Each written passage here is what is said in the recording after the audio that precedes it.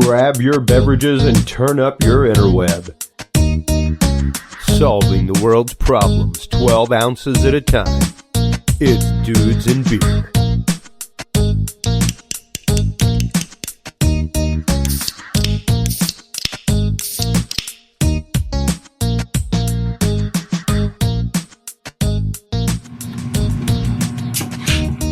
Hello, everybody, and welcome to the Dudes and Beer podcast. I am your host, Chris Jordan. Welcome to episode 175 tonight. It doesn't seem like we're almost to 200 here, Steve. No. With me, as always, is Stephen Bishop.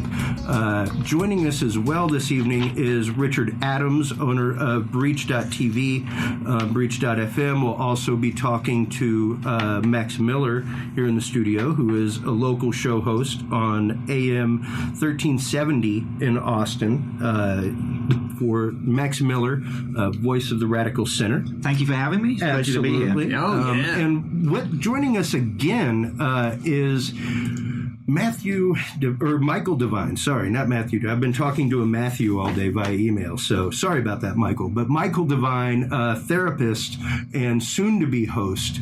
How are you doing this evening, Michael? I'm doing awesome. Just happy to be here again. It's good to sit with all the panelists, you guys. This is going to be a really good show tonight. I think it's going to be really interesting. The main topic of discussion this evening is, of course, the latest news that Alex Jones has now been banned on about 7 platforms. It totals out to... Thank God. It started at about 5 in the morning on Sunday, or Monday, rather, with the banning on iTunes, followed by Spotify, followed by Facebook, followed shortly by YouTube, followed today by MailChimp, also PornTube, apparently. YouPorn. We got to get it right. YouPorn. If you're going to credit people... No, I've got it right here. We can talk about it in a minute. That website is more well-known than YouTube. Yeah. Well, I can imagine so. It's got quite the audience. I didn't even know you could be banned from YouPorn. Yeah. But apparently you can. Well, I guess technically it's not pornographic, so... How do you get banned from a porno site? Well, he did. and that is just amongst a lot of the news going on in the world right now. And along with that, we're going to be going into this discussion because I'm sure it will come to the point with Alex Jones where even the discussions I've had with people who are of the same mindset as me, we still somewhat disagree on things. So it'll be interesting to move from Alex Jones into the topic of you visiting the Trump rally this last weekend, Michael, and the visit that you had and some interview questions that you had with people that you got to meet on both sides of the fence. So we'll kind of be looking at the therapeutic view, not just of Alex today, but in that whole mindset, but also the mindset of America right now, and can we find a middle ground amongst everything in this didactic society that we're living in? That's a big word. It is. What does it mean? That's a very big word. The extremes. Oh, thank you. The extremes. Okay. I knew. I was just making sure. I was just making sure that you knew what it meant. A lot of times you do got to make sure. Okay, good. And, it's interesting because there's a gentleman who later on you'll hear a clip from that says there's more purple than you think. And that's a phrase that I say all the time, is that we need more purple in this country. Exactly. That's why that I'm is here. precisely why you're here. Exactly. That is exactly what your show is about, That's is exactly the purple. There is a lot of purple in this room right now. So, yeah. Start wearing purple, wearing purple. On that note, I'm wearing purple underwear. I kind of want to go into the clip from Alex to start off with here, because that's really what we're talking about. And the main reason why I want to play this is because I don't really want to, I openly invited him. I have connections with him. Did you invite him? Yes, I did. Okay. I did invite him to come be on the show. Oh, okay. Today or yesterday? Yesterday. Okay. I heard nothing back. I know he's crazy busy handling everything and all that kind of stuff. Trying to figure out how to get his money back. The invite will still be open with all this. I want to be here when he's on. Oh, absolutely. And I'll have some medication for him. I thought that since we're shooting for that common ground, the only way that we could actively do anything is to listen to the words coming out of the man's mouth. Oh boy, do we have to? You can read all the transcripts trips and everything else, but there's nothing like actively hearing the emotion behind somebody's voice to actively capture exactly what they're trying to say. Yeah, some of it. Yes. So let's check this out real quick. Here is Alex Jones himself talking about his recent ban from social media. We knew it was coming. The whole thing was formulaic. First, demonize InfoWars, lie about us, build a straw man, then sue us to add credibility to that, then have a few fake strikes on YouTube and Facebook with nebulous terms like bullying children and Islamophobia. And then voila. 2 weeks later, ban InfoWars completely off of dozens of major platforms where we were all in the top 5 or top 10 news feeds. CNN, MSNBC, the rest of the dying news system like the New York Times and the Washington Post, groups that are propped up by the Mexican kingpin in the case of the New York Times, Carlos Slim, in the case of the Washington Post, Jeff Bezos, they can't allow something like InfoWars with a fraction of the crew or the money to be ranked higher than them on iTunes or on YouTube. They can't stand it when people like Mark Dice has more subscribers on his channel, he doesn't work for InfoWars, but he's an example of it, than CNN. And so their answer is have CNN, the New York Times, BuzzFeed, and all these other corrupt organizations openly lobby for us to be removed and then organize their listeners, their viewers, the different university organizations, Antifa, Sleeping Giants, and a bunch of other groups to then go mass flag us in the community guidelines, which again is something out of 1984 or a Kafka novel where you don't even know what you've supposedly done. You can't face your accusers. Then you get defamed by the claims of the big tech giants when they ban you. Make no mistake, this is being set up to create a precedent, in their own words, for you, nationalists, conservatives, libertarians, Christians, people that stand up to the New York Times editorial board member saying whites are subhuman and should be extincted. This is the agenda they're pushing that is being funded by Communist China. Out of everything I've broken down so far, that's the key. Apple has officially moved to China and is letting the government basically run Apple. And that, of course, is iTunes. Google is building a huge censorship search engine for them, and whistleblowers from inside Google say they're preparing to use it here in America. In fact, they're beta testing different parts of the censorship system for China on American conservatives, nationalists, and Trump supporters.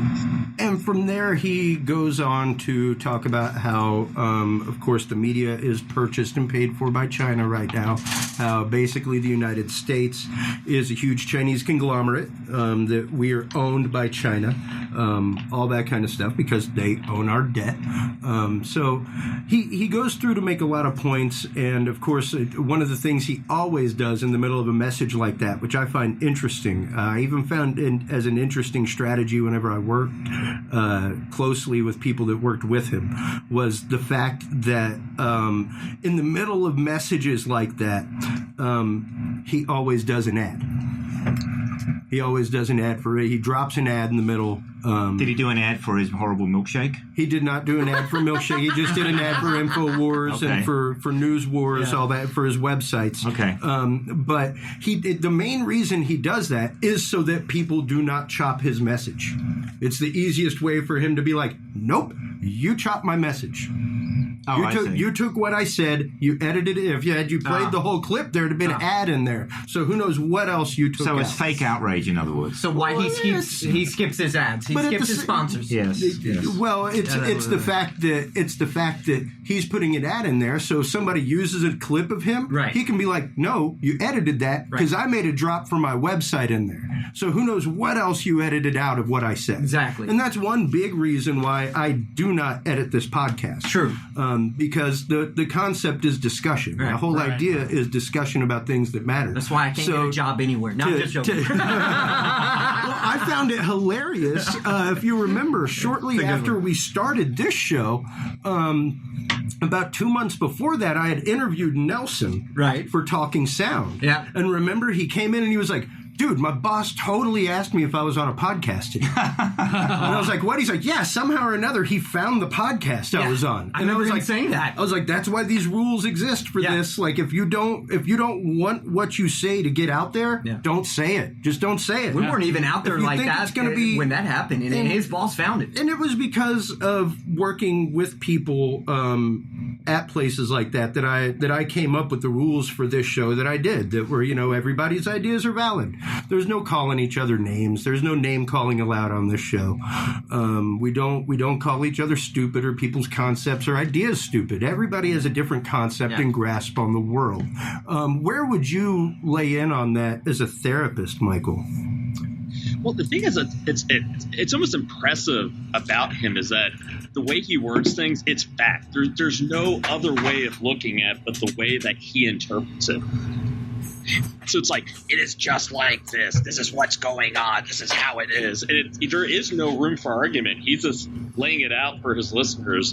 This is exactly what the truth is. And it is kind of impressive, but it's like the same logic I would hear from schizophrenics. I mean, I listen to what, he's basically saying, and I'm wondering what his his little supplements that he sells. It almost seems like he's like manic or coked up half the time. I mean, it's almost impressive. No, it's definitely manic. Away. Right. Yeah.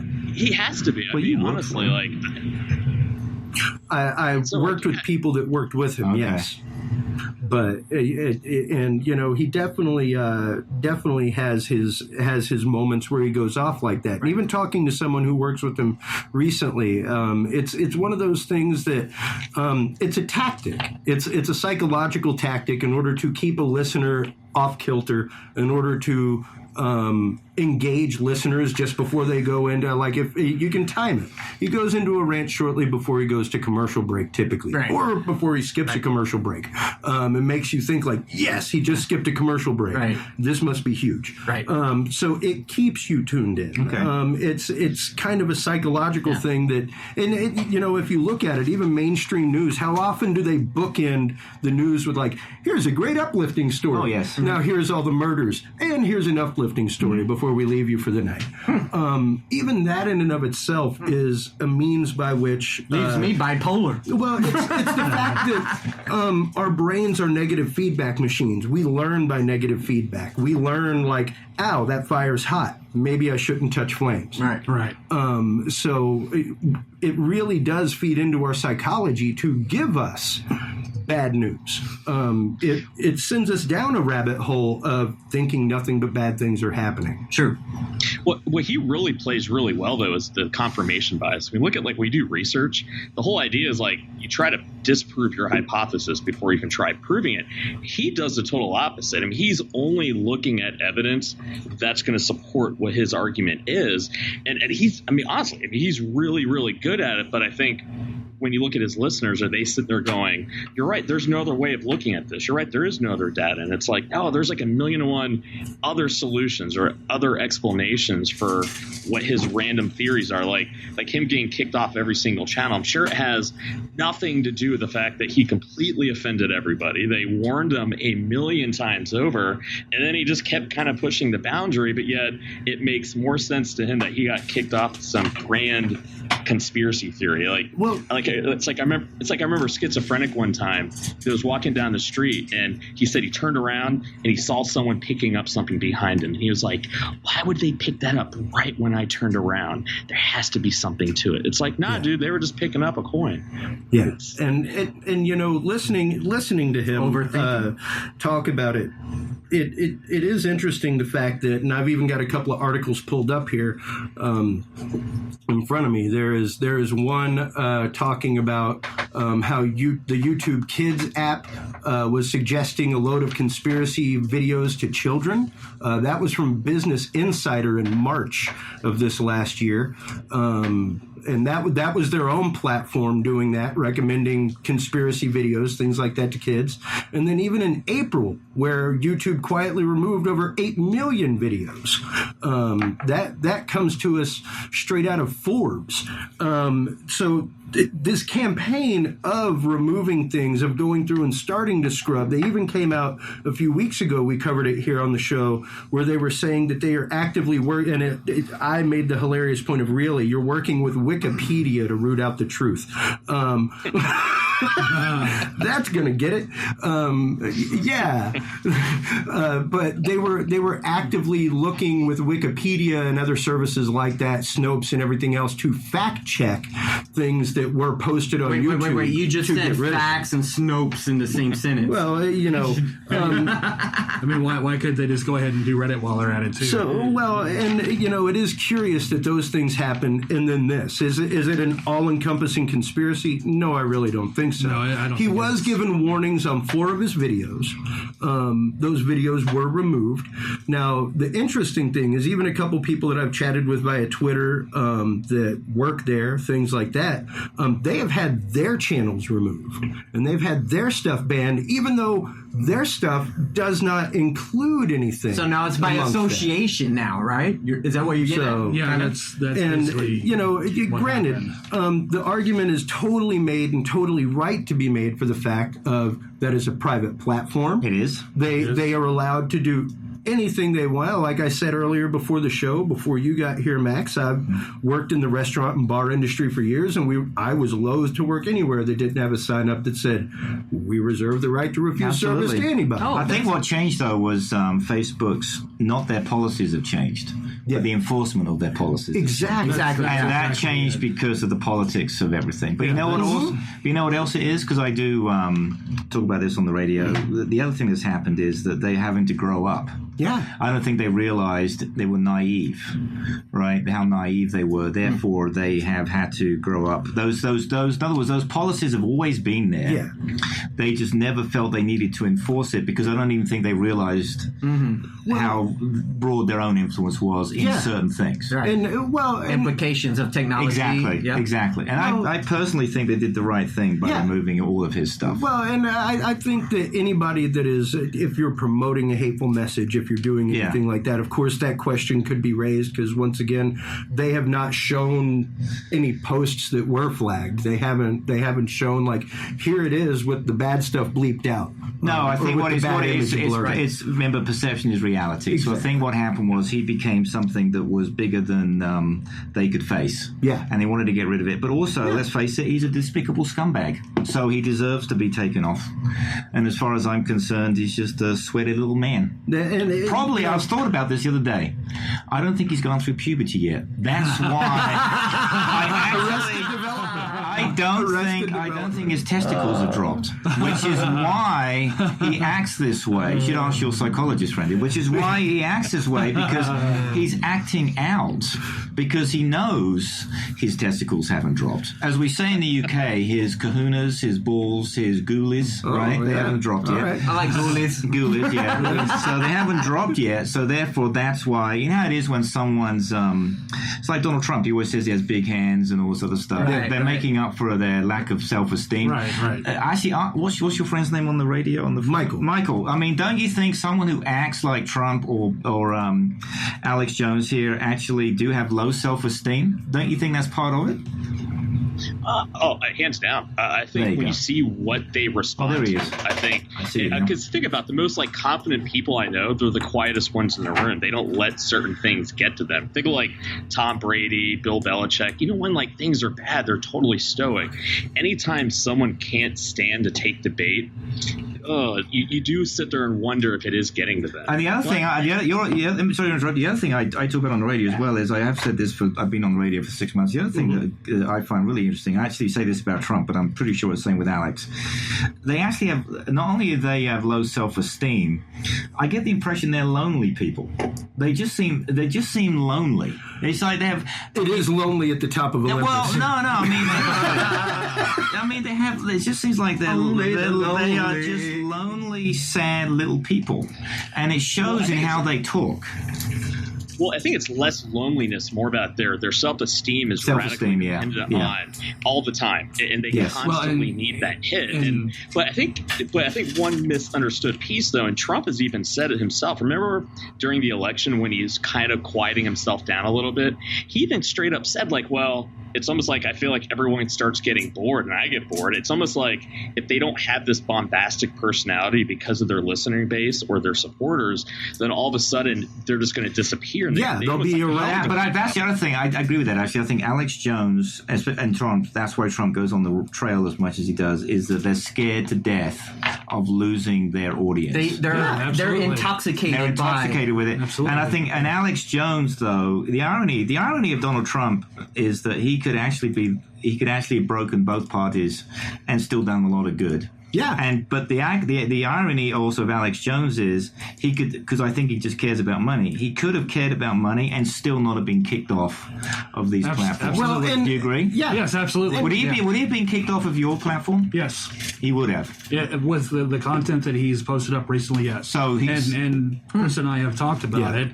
because we have been considering extending an invitation to the platform, but we want to make sure very clearly that the stuff that's inciting violence, the hate speech, that's not going to be allowed. But he won't do it.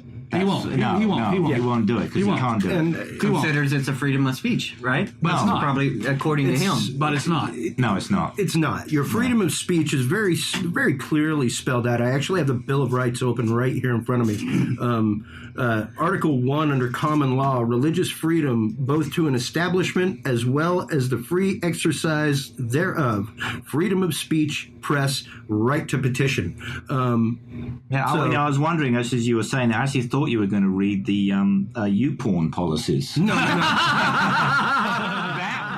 where he got banned from. Honestly, I was going to go through because... Now, obviously, what do you do to get banned from YouPorn? Honestly, Seriously. I've been banned from YouTube. We've had an episode of this show banned on YouTube. Yeah, we have. We had an episode. So did that. It was way back. I want to say it was right up around episode 78 or 80, but we did an episode about the FDA releasing pharmaceuticals to children. Yeah, it was the FDA approving chewable Ritalin for children as young as 5. Right. Goodness. And why did they ban that? It was banned in Saudi Arabia and in Iraq. Oh, okay. I reason think, why, I just think that. I think some of that might have been due to the fact that we opened up with Dr. Feelgood, and they really ain't cool with bands like Motley Crue. But nonetheless, our episode was that audio was not muted, nothing like that. It wasn't removed. It was just banned in those countries. Okay. We also got banned via Facebook here whenever we had Adam Raposa on the show to talk about his pending court case here in town. Well, he's a local DWI attorney. Okay. Makes the news all the time. He's one of those guys who's like, I will go to jail. Right. For your rights. And so he literally did go to jail. He literally did go to jail. okay. The judge says he was in contempt of court. He was in contempt of court for openly telling the jury that, sorry, I just don't think that my client's going to get a fair trial in this court. Right.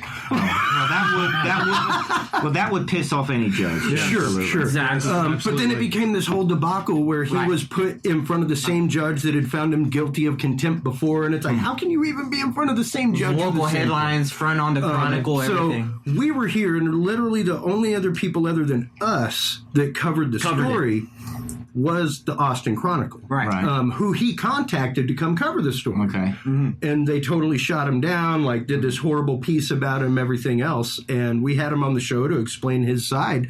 And whenever we tried sharing it to normal platforms of social media, out of the 5 groups at the time that I shared it with, 3 were owned by me. 1 was owned by another friend of mine. Right. And they said, sorry, due to community standards. And I'm like, what community standards? Like, what did I disobey? You mean you got an email from yourself? From exactly. I was like, who flagged this? Yes. Who flagged the content? Like, I own these groups. That's funny. How is this even possible? Right. But we were, and I had to tell Steven and I had to tell Julie, like, guys, please share things because I am locked down. He from was locked sharing down. for He a was week. locked down. I remember that. Yeah. I could not post. I couldn't really? post news. I couldn't post anything to Facebook for a I do week. remember that. So I guess Alex Jones then can't talk about news, can't post nudes to YouPorn anymore. He can't do that. No more of his. Thank God. Well, maybe if we went to YouPorn, we would have found out if he'd gone through puberty yet. We could have. That would have been. That would I have need been a beer on that one. That would have been very interesting. Could you imagine that? Watching that? That would have been a hard thing to see. Oh my God! No wonder his wife left him. Well, Now we know why.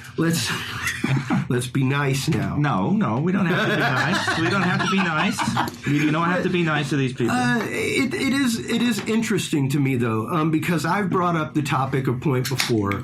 Of course, there was the Smith-Mundt Act that was struck down years ago in 2013. That was the law that prevented the government making news and disseminating it amongst news sources. That was struck down with the NDAA in 2013. Then this last Smackdown. How did it get any better with that? election cycle, That's even worse. as Trump came in and the NDAA was signed, an actual Office of Anti-Propaganda was made, where basically what we used to do to fight anti-American propaganda overseas is now technically allowed to be targeted at the U.S. people. Right. And that I found pretty actually frightening whenever that happened. That was like, okay, that's kind of disturbing. Sure.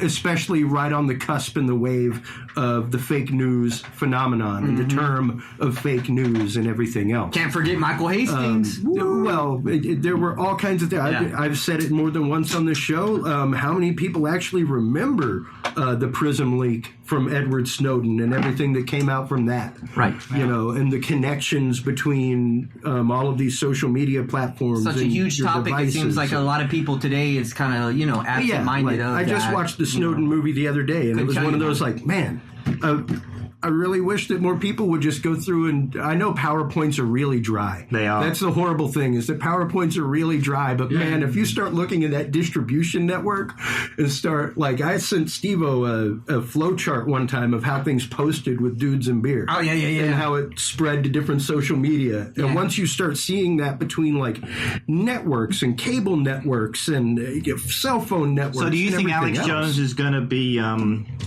What do you think is going to happen with Alex Jones? Well, I had a theory a long time ago, and I said it on the show before the election. If you remember, Trump said that if I don't become president, I'm probably going to start my own media network. Yes, That was one of the things he say said. that, yes. And that was right at the time that Alex and he Very kind of interesting. joined at the hip. Yeah, we mustn't forget that Donald Trump went on his show and said, "You're amazing. Yeah. I will never let you down," which is why you should never give anyone like Alex Jones any respect whatsoever. Well, and here's the Because of what interesting he thing, said though. previously. Because, and here's my theory, was that they were going to do one of two things to silence if you're trying to silence the side stream media, the alternative media, everything else. And that would be, A, either Donald Trump doesn't become president, he starts up a media company, absorbs Alex Jones, and they use that as the means of going, hey, man, look at this crazy sauce, we need to stop this kind of stuff. Or he becomes president, they become friends, wash, rinse, repeat. Same situation, same Yeah, but exact I don't thing. think you can believe never anything. thought of that scenario. I don't think you can believe anything that Donald Trump said he was ever going to do. No, you can't believe he was ever you going to can't. do any of those things. But to me, that's one of those like, yeah, that's kind of like the perfect situation. So do you Either think, way, you get but rid of the what fringe will outside. Alex Jones do now, though, right? Because that's how he made his money. Well, right? it's how he made.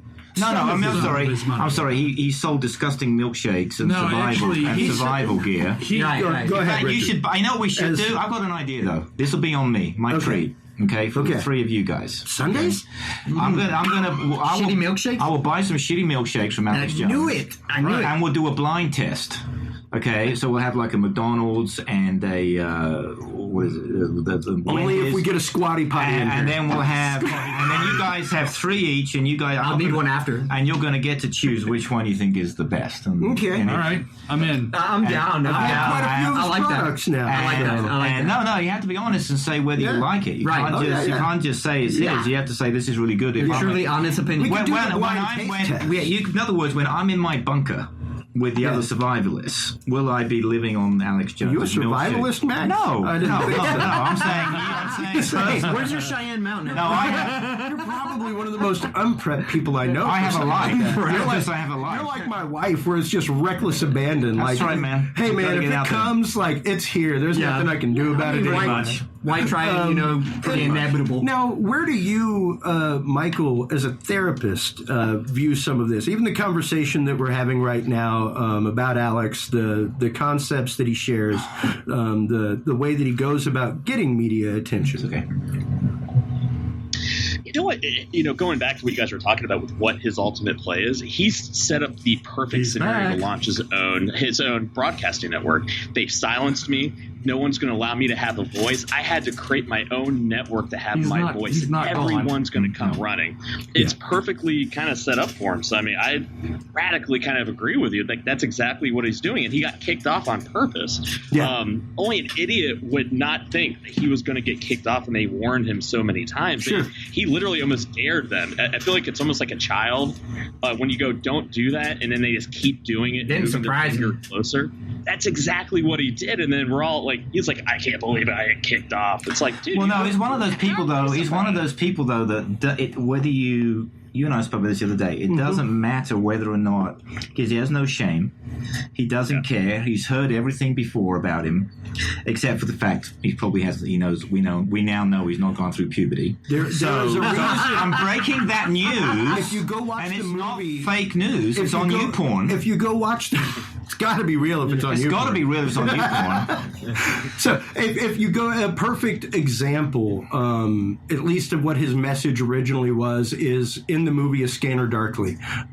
He actively plays the part of the street preacher with the megaphone. Oh yeah, telling everybody. A picture of him with a yeah. But telling everybody that the end is coming, the government's watching you, of course, and everything else. That's perfect part for him. But there's been charlatans like that through entire history. You know what I mean, you go back to Charles Dickens' London. Just some of the interesting stuff, though, Exactly, is that, like, he said years ago that TVs were listening to you. Samsung actively came out 3 years ago. And said what's listening to him is his dentist put a transmitter in his tooth. So we now technically his dentist is his father. I was going to say that's his father. Castle Dental is where it works at. So my point being that he's obviously got something in his tooth. Yeah. That's telling him what to do. Well, someone's transmitting to him. Actually, I have a theory. Sorry, Michael. Go ahead. I have a theory. There's a show on TV I don't understand.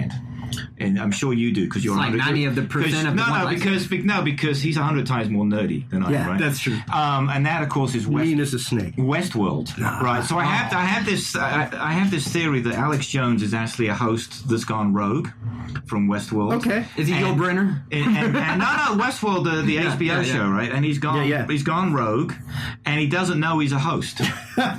He's a host, but he doesn't know it. Okay, right. Which would explain a lot. By the way. Yeah. Host that becomes sentient. He's become sentient, but he doesn't know it because that's the whole point. No, I totally understand. That's apart from the fact, of course, the other theory is he's yet to go through puberty. That's just a minor theory. I'm going to keep coming back to that because I know you will. Because it's true. I know you will. And like I told you before, I mean, quite honestly, the only way... Absolutely.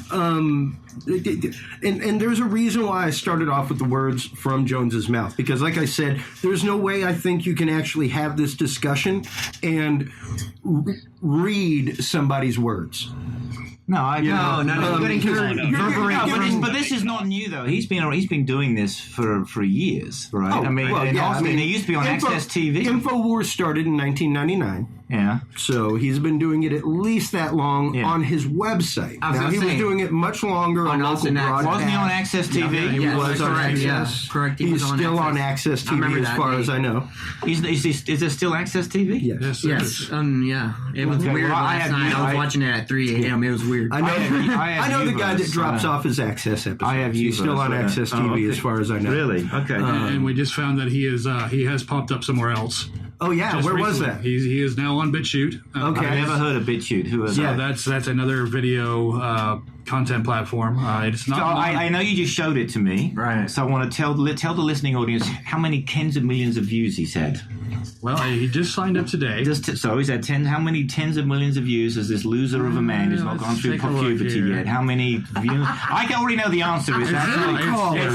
It's actually a rhetorical question. I can answer it for you. Very low. 393. Yeah, That was just I was one gonna say video, you but just yeah. saw the video. 390. But In other words, his followers are like, okay, whatever. but he's already at 14,000 subscribers in one day. What? Yeah. Yeah. Oh, geez. So, okay, you know, that's I kind of mean- staggering a little bit. Are they what's the name of the site again? Yeah. BitChute. Are they like a right-wing hosting site? They or- are. Okay, Yes, okay. they are very, very. They are much- very leaning I never heard of them. in their content. Yeah. If I've never heard of them, then clearly they are doomed to fail. I'm blind to know. You'll see a lot of conspiracy theorists over there. You'll see a lot of. Are they in Austin? Yeah, where they out of? No, I don't know where they're based out of. Okay. Yeah, we'd have to do a He should have URL gone to you, search man, for with that. your Austin base. He should have showed up at your house. Right. Well, Just abide by you the know, rule, you're good. Absolutely, yeah. Well, if he wants to play by the rules, then I don't have a problem with that. But he's not going to play by the rules. We all know that. Yes. Yeah. Yes. The conspiracy theory stuff. He claims himself as an entertainer.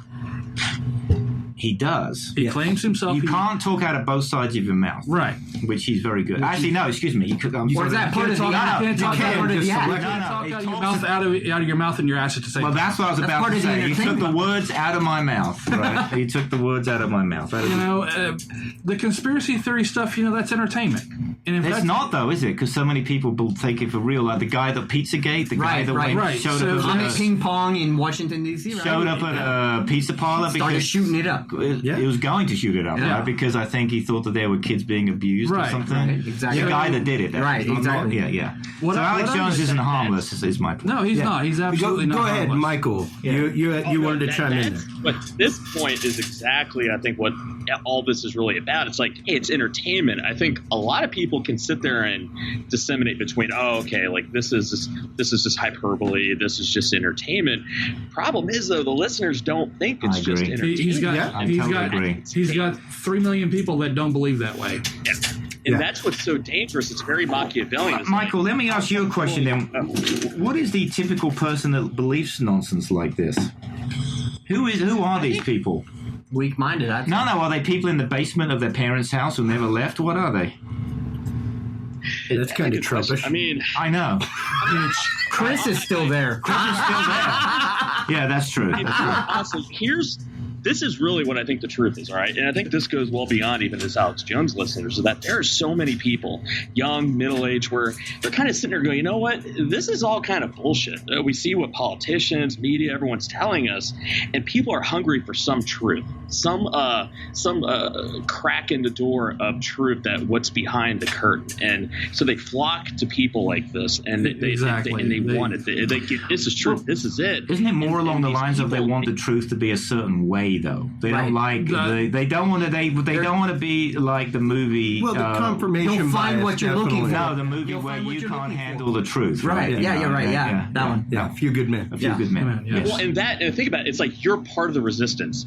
You are part. It's like That's what he keeps It's a saying. tribe. It's a tribe thing. Yeah, but that's He that's uses his that phrase. tagline. That's his phrase. You're That's part his of a tagline. whole. You're a part of a. Yeah. Yeah, well, of course. But isn't You that are what- the resistance. But that's his what tagline. That's what people do, though, who want to become get people off balance. Is they make you feel special. So would you say that at the same token then that running on a platform of hope and change does the same thing? Sure, I mean, Yeah, but there's it's one absolutely- positive and one negative, though. I mean, Exactly. you don't want. I mean, if Alex Jones was running on a platform of hope and change, even if most of it was total garbage, It shows. it would at least be more uplifting. It shows the platform. He's totally negative individual. It shows the power, really, of human mind, human belief, human sense of wanting to belong in general. And that would be every the human fact being that- almost. The fact that this pendulum can sway so violently, so rapidly between hope and change and the alternative. And I think that this is really a great time, and I knew that this was going to happen, which is exactly why I arranged the show this way, now it's time for us to move into the discussion of finding a middle ground. Like, where do we find a middle ground? Me. Not just in our meeting. Well, yeah, you're one of the middle ground. I am called the voice of the radical center for a reason. That's right. I am purple. Because even here, you were saying, I don't like what Alex Jones does, but I could definitely see why he does some of it.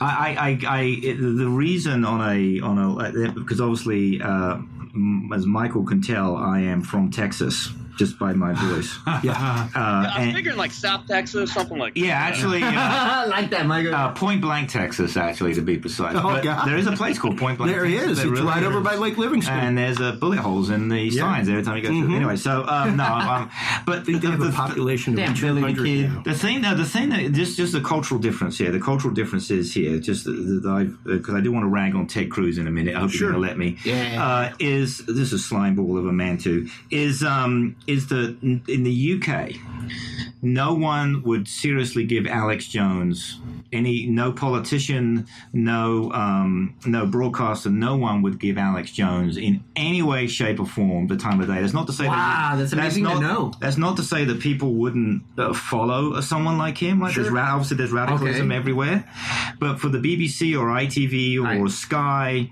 or any of the press or any of the politicians, like especially like this scumbag we have here, Ted Cruz, would not They see in one nip it at the bud. They would not tolerate that sort of speech. They would there'll be people like that. That's what freedom of speech is all about. That's what democracy is, whether you like it or not. Sure. But someone like Ted Cruz, who I just have to rag on, who said who's very sanctimonious, of course, who came along and said that it was against conservatives that Alex Jones was removed, which is total bullshit. Alex Jones is not even a conservative. I mean, No, what he's is not.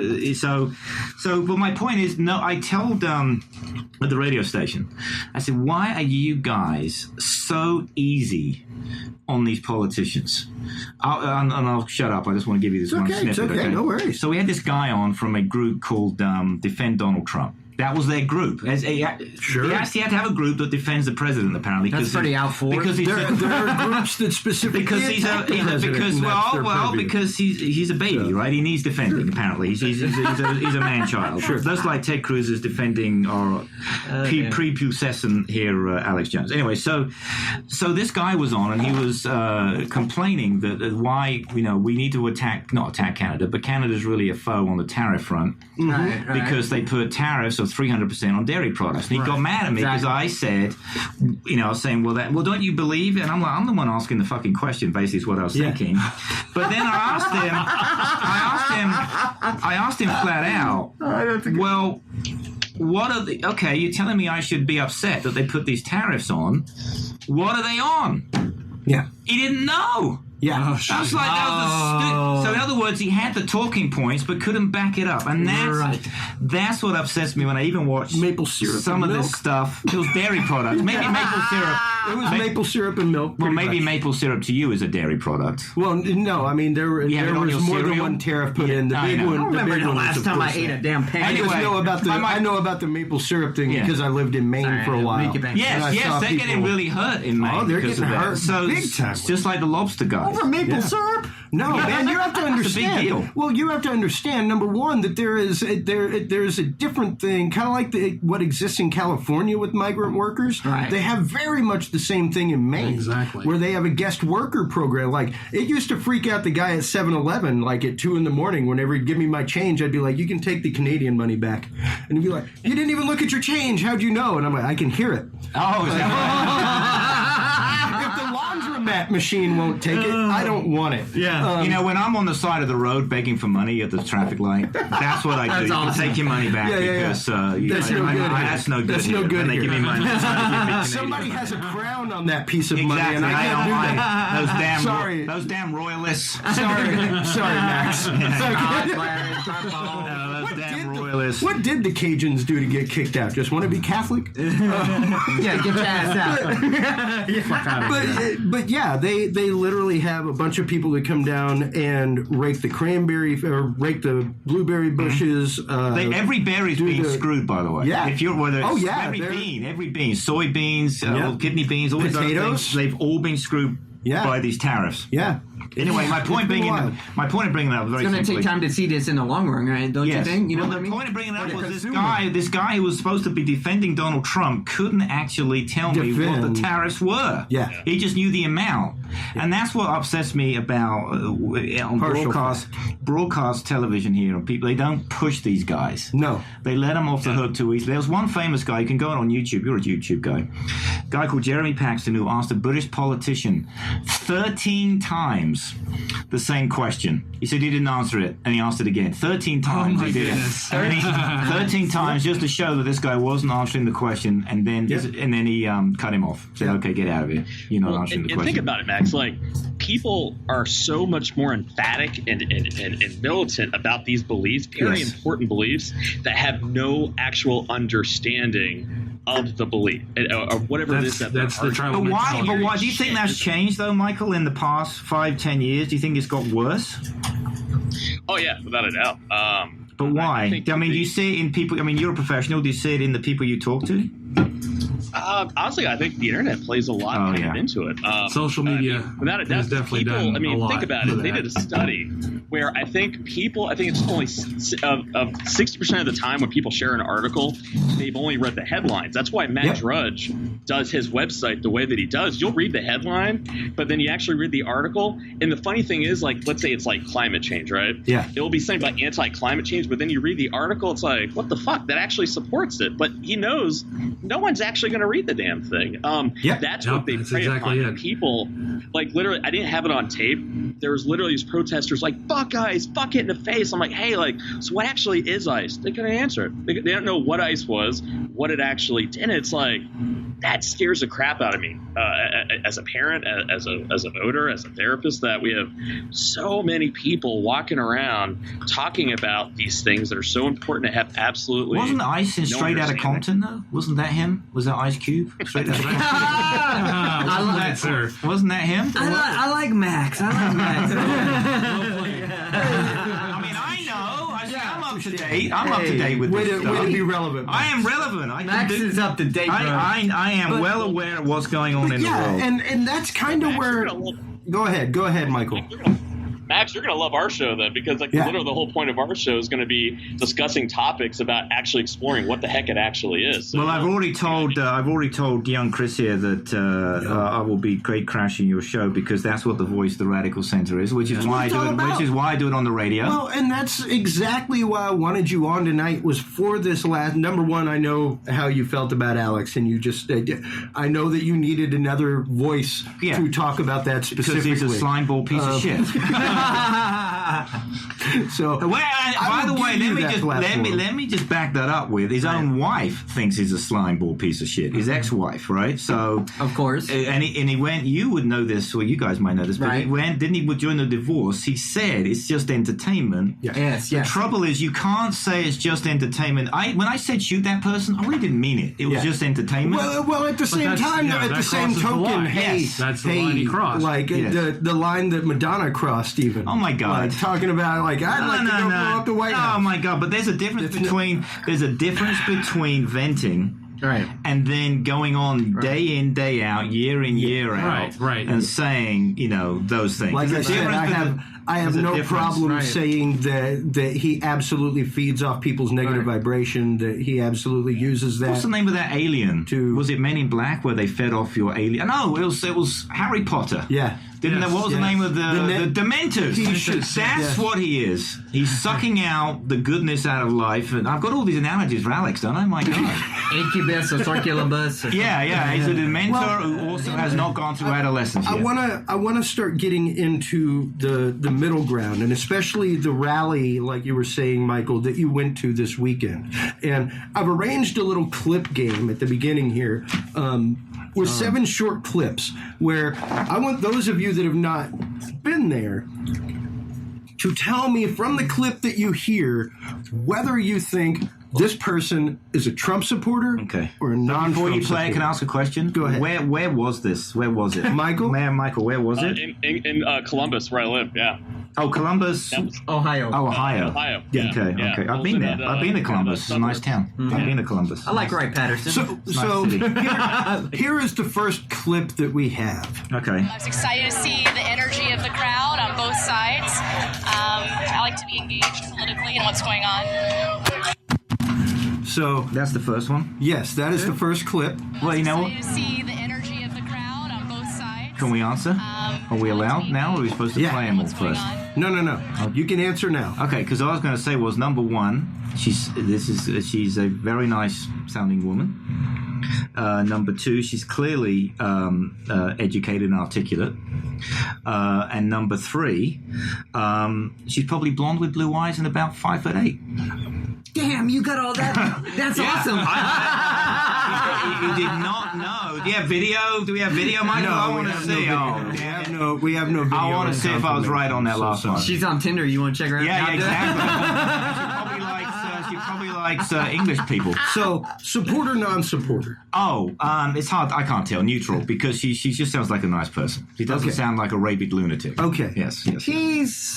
I'm leaning more towards Max. She's like middle of the road. It seems like a nice person. You can't really tell by absolutely what she said. She wasn't spitting bullets down the microphone. You know what I mean? Yeah. She wasn't spitting bullets. Yeah. Richard? I'm going to say that she is centrist, but she is a supporter. Okay. Oh, actually, I actually agree, because you wouldn't be at that rally talking like that if you weren't a supporter. So Exactly. So white, middle class, blonde hair, blue eyes, 5'11", maybe a size 6. Oh, And, I know where it's going. I think I might still be on the side on that. 38 years old. Okay. And a Trump supporter. Yeah. But a nice person. Yeah, by the sound. right. Okay, Articulate. I'm right Yes, there. that is a Trump supporter. That is a Okay. Trump supporter. IQ about That is 130. absolutely correct. Yeah. Okay. So we get the next time, Dean the reason stream I for bring that. this up is next time Michael goes out, he needs to ask these questions. Oh, no. We're getting to the question. No. You know, get the vital statistics. Yeah. IQ, age. Oh, the how whole many thing. people know that? I'm just kidding. Hey, Max wants to include married or single. Exactly. He can go to Facebook and use their new dating app that just started. Hi, my name's Mike. I have a piece of your hair. Yeah. Yeah, exactly. Yes, exactly. Yes. So here is the next clip right here. All right, go ahead. So I think it's something small that I can do to support something that I feel strongly about. Doesn't cost any money. I don't live far away. And, you know, it's something that I believe strongly in, to the point where, you know, it's something I talk about regularly with friends. It's a regular topic of discussion. Okay. I'm going to supporter, non-supporter. We'll start over here with Richard this time. I'm going to say non-supporter on this one. I agree, non-supporter. Yeah, I was going to say non-supporter, but also when he mentioned something small, I thought he was talking about Alex Jones. No.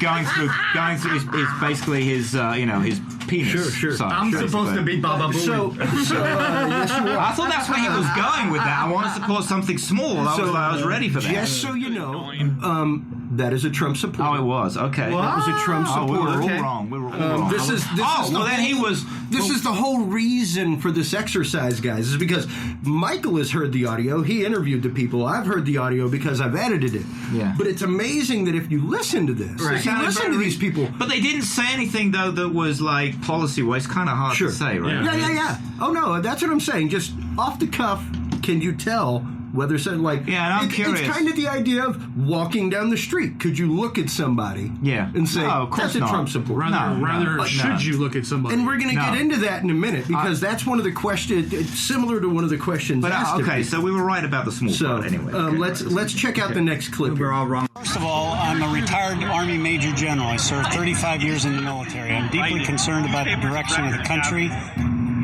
That was it? That's it. Oh. Jesus Christ. That's it. That's nothing. Well, I mean, you know, We just said, you were giving people like, you know, somebody's size and eye color by their voice a second ago. What are you talking about? Okay, so it just so happens that I do know West Point You do? Yes, I'm not going to name names, but I do know top 10 people who were in the top 10% at West Point. Absolutely. Who individually could kick all 4 of our asses in one go. Sure. Because you don't get to be the top 10% at West Point. Is that with the pencil reason. only? Yeah, that's what I think. Probably you don't get to get there without serving time. Exactly. Which they did. Yeah. These were people. These were tank commanders and stuff like that. You don't want to screw with this guy. So I'm going to say with this guy, I'm going to say anti-Trump. Okay, Steve. Anti-Trump. I'm going to say anti-Trump, and I question whether or not what he said at the very beginning of that statement is even factual. What? That he was a retired Army general? Yeah, because that's not something you brag about. Right. That's true. That's not something you brag about. Actually, the only time you brag about it... I think we're all right. No, the only time the only time you brag about it is if you want to pick up chicks. Right. Yeah. Then you brag about it. Yeah, exactly. So, here we go. Next clip. Well, hold on. What was it? Go ahead. He was a non-supporter. Oh, a non-supporter. Okay. Non-supporter. Okay. I the media always tells you, there's nobody at the rallies and all that stuff, and I came here to see if that was true, and clearly it's not, because there's like thousands of people lined up out here today. Why don't we start with Richard this time? Okay, Richard. I'm going to say non-supporter. Okay. Yeah, I agree with you, actually. Yeah. I say supporter. I say supporter. I say non-supporter because he's outside and he's saying, and because the Trump team is saying we don't have anti-people here, but he's part of the anti-team. That's what I think. Okay. He is actually a supporter. Oh, shit. He is a Trump supporter. I heard it in a voice. Let's go into clip 5. Personally, this is my first protest ever and my first sign I've ever made. But when he's this close, I could not resist. When he says what? What was the last part? When he says... Personally, this is my first protest ever and my first sign I've ever made. But when he's this close, I could not resist. Oh, when he's this close. Yeah, when he's this close, I could not resist. Oh, was she holding up one of those Q signs? She had a sign. Don't know what it was. We have no video. We have no pictures. We've got to have video. I've heard the rest Michael, of their come stuff. on, man. You got to put one of those Go cameras on your head. We'll work so we on can that. see. So supporter or not? A budget. We'll go with you first. I'll buy We'll go with you first on this one. Okay, Steve, we'll go with you first. Steve, yes. Supporter. Who? Richard? Deep South Trump supporter. Trump supporter? If she's at the front, I'm going to say Trump supporter. Non-supporter? Oh, wow. Did you see the reason for this exercise, guys? Yeah. Do you see the reason for this? Yeah, we're on 5 out of 7. The thing that gets me, though, maybe Michael, I just want to ask Michael a question. Everybody that was there, Michael, sounds like a reasonable person. Is that true? Yeah, that was the amazing thing. Everybody was radically calm. I mean, the funny thing is I came home, talked to my wife about it, and I was like, the only people I was actually afraid of were the protesters. Like, it was really fascinating because my whole approach to this whole thing was ask simple questions. And it's about creating understanding and empathy and make each side very real. When I first started talking to the actual supporters, they were a little trepidatious a little bit, but then when they saw the questions I was asking, I had people coming up to me to share their story. Like all they wanted to just be heard, very calm, very engaging. And it was actually really kind of shocking, to tell you the truth. Did you, how did you present yourself? Did you say that you were from Alex Jones's news channel, or what did you say you were? I basically said, how I introduced myself was that, hey, listen, I'm a counselor, I'm an author, and I'm doing some research for a show that I'm going to be developing, and also I'm a correspondent on the DNB show, of course. And Absolutely. That day I'm out here just trying to get an understanding of each side. No gotcha questions. I just want to know. That's a good way to do it. Who you are. Was everybody pretty much willing that you went up to? Ironically, the protesters were the ones that were the most hesitant, to be honest. What? Yeah. What was really also fascinating was that when they were kind of talking about, hey, I just want to talk, I want to be heard, and then they were walking in. So when the way it kind of was, it was like a giant line wrapping around, and then so the protesters were on either side of the walkway walking in. They were.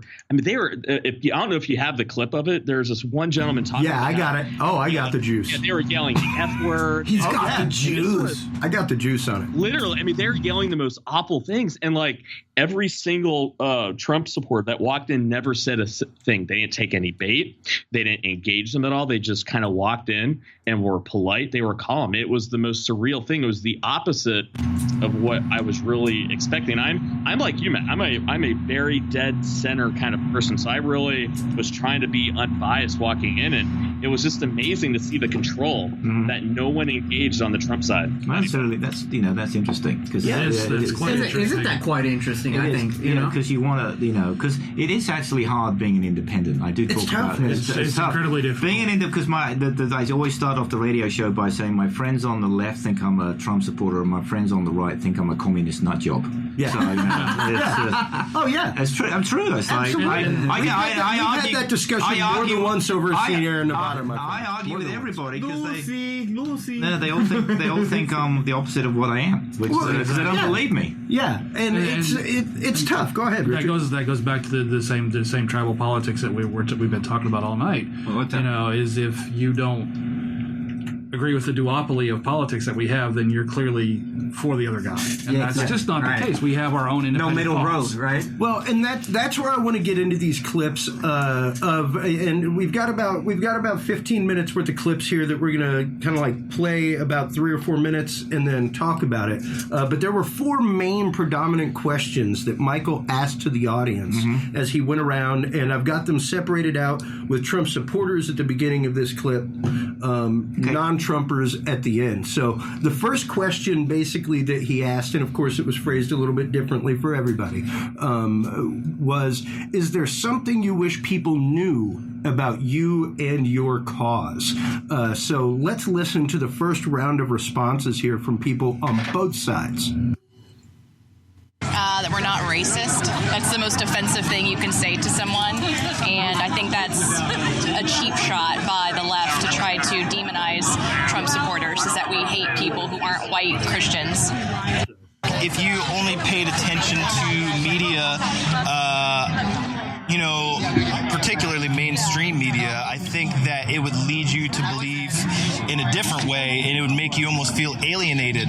And it's kind of weird when you go outside and you see American flags everywhere and people that are pro-Trump, but they almost feel ostracized for just saying what they believe as if it's a bad thing. And I don't think it is a bad thing. They're just supporting the president.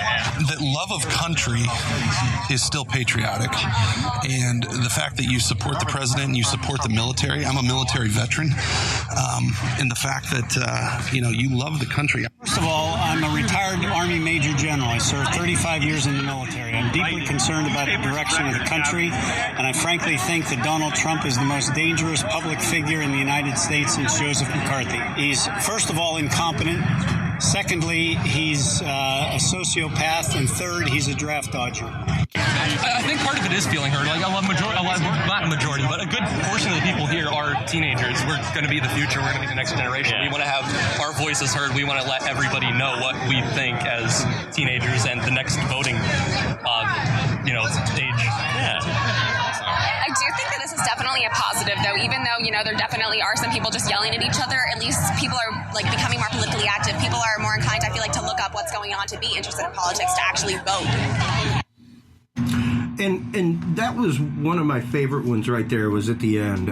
Hearing the 2 teenagers. I was telling Stephen and Richard about that before show. The fact that these 2 teenagers drove, they were not Trump supporters, but drove with 2 fellow students from the same political league at school that were Trump supporters. They drove to the rally together and then split ways once they were inside the gate. And just the fact that these 2 teenagers... And wait, you're telling me they were Trump, pro, and non, right? Yeah. Oh, okay. Yeah, 4 of them came together. 2 were pro, 2 were not. Wow. But they're all friends. They're all friends at school. Yeah, and my amazing. wife even was saying that, she does a lot of improv comedy. She teaches a lot of sketch comedy, and just got done teaching a high school 2-week course and then a junior high 2-week course, and they both did shows and wrote full-on hour-long sketch comedy shows. And she was like, it was amazing to me to see these kids working on this stuff and coming up with political satire and things, and they are just so entirely done with it. Oh, yeah. Like at the age of 14, they are like, the things that my parents are saying and doing are friggin' whack. Yeah, they are. Like on both sides of the fence. If you speak to young people, all this nonsense about gay marriage it means nothing. They're so totally don't care. They don't care. Well, it's kind of they really don't care. They don't. It's kind of like John Bound and I have said on this show, as children of the late 70s, early 80s, it was, dude, like, we didn't really have a racial divide. No, like, absolutely not. It was all inclusive for us. Everybody was the same. So there's no question, though, in my mind, that Alex Jones and Donald Trump do divide. I just want to say one thing, though, because of that general, what he said. And I actually used this on the radio the other day. Yeah. So I got the quote Go ahead. I got the quote here. I love it. So Donald Trump actually tweeted this back in 2014. So he didn't say it because there's a quote from Mark Twain, but Donald Trump used it against, obviously, Obama. And he said, Mark Twain said this very famous quote. He said, patriotism is supporting your country all the time and your government when it deserves it. But apparently for Donald Trump, that only means when it's not against him. Right? And that is the view of the narcissist. And it's interesting that that's even brought up because, my point being, though, that's my view too, right? Sure. That we give way, way too much deference to people like Ted Cruz and absolutely. I mean, I'm talking Democrat or Republican. Oh yeah, no, absolutely. Way too much deference. They're there for a reason. They forget why they're there, and most of the time they don't give a damn. I want you to give me a high five on that one. because Ted Cruz is a prime example. Is of a weasel, right? Ted Cruz is a prime example. His father was insulted by Donald Trump. Yeah. Because he implied that Ted Cruz's dad was, this is how Donald Trump speaks, possibly, maybe, I'm not sure, but it could have happened. Was involved in the assassination of JFK. Right. Yeah. And then prior to that, Donald Trump insulted Ted Cruz's wife. Right. Yeah. By implying, maybe not, because I never know, I haven't met her yet. That's how he talks. As kind of ugly. Right? And the thing about that is Ted Cruz then went on to do two things. He dragged his poor wife to the White House. Yeah.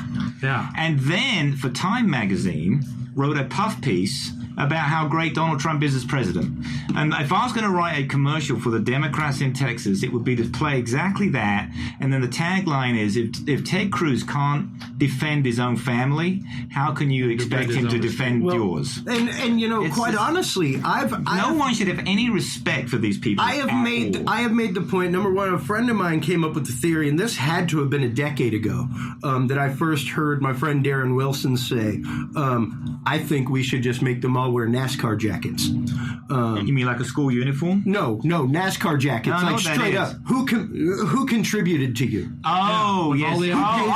Like let's just be open about it. Like DuPont gave you money. Facebook half the people that were sitting on the Facebook committee took money from Facebook for their campaign. Yes. You know, and when you have who's things your sponsor? Like that, forget your political party. But that's the irony of this whole thing, right? Donald Trump, think about this. Donald Trump ran on infrastructure investment, which the Republicans were dead against. Which he's done none of. Exactly. But he ran on it. He ran on beautiful healthcare. That's his word, not mine. Yeah. He ran on trade that's free but fair. Right, he ran on that. Jury's out on that one. Right, but he ran on these things. Which had he actually there's the whole irony here. Had he actually delivered on those things, he would have killed the Democrats because he would have taken the working man and said, "Look, I'm investing in infrastructure." Yes, absolutely. The other one he said he wanted to do was, was apprenticeships, fun apprenticeships for young people. Right, he said he was going to do that. Hasn't delivered on that. Right, no one hasn't done it.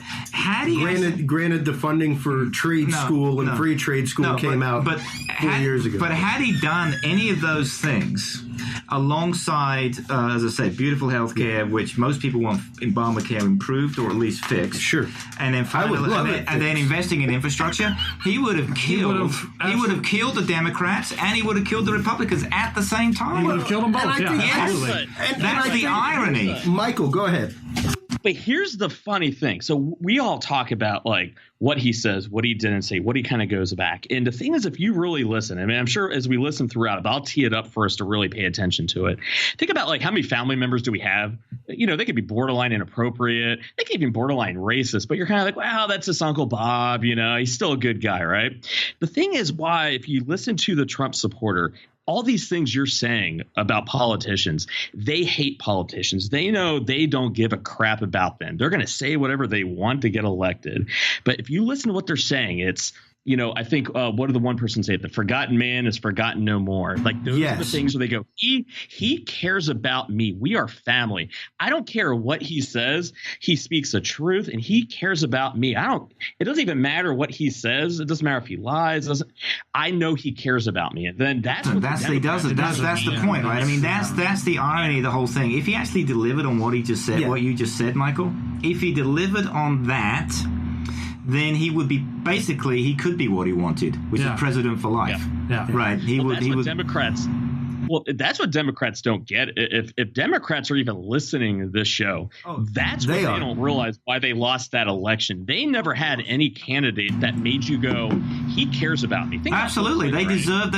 Now, I call Nancy Pelosi and Chuck Schumer Granny and Grandpa. Yeah. Because, they must nap. That's about right. They are definitely Grandma and Grandpa. They nap in the afternoon, right? They're napping. They take their naps and they go to, they go get McDonald's just like Donald Trump does, but McDonald's coffee, excuse me, because that's what old people want.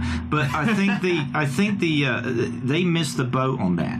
And if they want to get that back, and they're still missing the boat. They are. And being anti-Trump, you can't just be anti-Trump because that's easy. No, you have that's a small crest of a wave to ride. You have to give them something else. That is no way to ride the ride. That's the bandwagon. That's the bandwagon. It's no way in surfing to land a tube. You're going to land a wave, but you ain't going to hit a tube and keep riding. So I was raised on British media and British press, right? And which is way better than I'm just making the point. There is no way on God's earth, I'll say it again, there is no way on God's earth that any reputable reporter in the television, news reporter, whatever, would let a politician get away with the crap that's being said. Can I give you a prime example, at least I believe, as to why I think most British people are more informed about not just their local politic, but their national politic than Americans, even though our populations are pretty close to the same. What's that? It's the fact that yours is actively entertaining to watch. Go watch C-SPAN. If we let things happen like in the House of Commons, it's like Prime Minister's question time. Yeah. Good sir, I do not agree with the way that you are saying that. Does the shoe come off? If it went back to that, if it went back to Andrew Jackson on the House floor whacking somebody in the head with a hickory cane, people would tune in and pay attention, man. Let the violence happen within there. The chamber. But even at that point, it's the fact that they aren't active. Like, sure, they call each other names, things like that. Yeah. But it's the fact that they are actively debating. That there is an active discourse. The difference is, I think, that the press really, truly holds their feet to the fire. Well, not just that, but they don't just chase the headline, man. They actively investigate the story. Here's the headline. Daily Star is all about a headline. I will say yes. I like posting their stuff. And the Sun, Oh God, the naked Register, you mean? The naked women on page 3. Yeah. Right? I mean, but the thing is that they do have again, I just come back to when you see them interviewed. Yeah.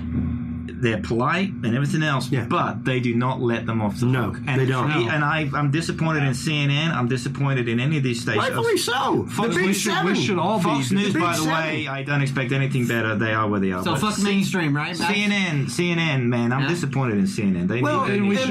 We should all demand better from all of our networks. Well, and there's a middle road. And with that in mind, let's get into the second question that Michael asked people, which was, what about President Trump resonates with you? And it's interesting, like Max was saying during the last clip, this is the same woman from the beginning. Yes, there are about 6 people interviewed throughout all of this. Right. And I was the winner. Woo! You were. By one. But it's interesting to hear people's reaction to this. What about them as supporters and dejectors of Trump that resonates with them? So let's give this a listen real quick. When he did his inauguration speech and he said the forgotten man is forgotten no more, that really resonated with me and my family.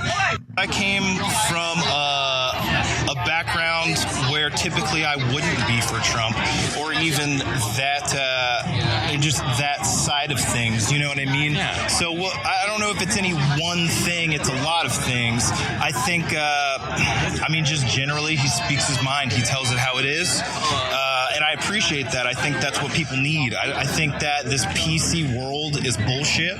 And I think he just calls a spade, and people need to wake up.